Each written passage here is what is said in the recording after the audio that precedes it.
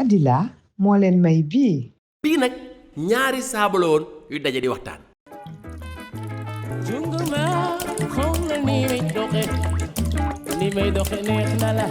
waaw pers mais yaa ngi pop yaa ngi show mais yaa ngi fin jàpp tay wap bul iñaan wax ma sa secret man sangu rek juste 3 fois par jour.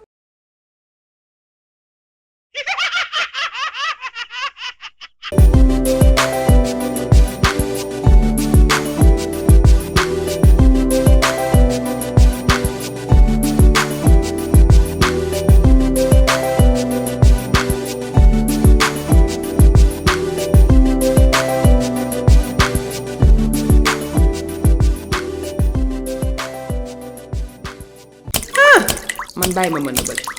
da nga bëgg ree ba tas fekk si ma Facebook su boobaa di nga Tassbaree. Bësël j'aime abonnél commentel bind wala vocal téléchargel application bi lii daal da ngay Tassbaree.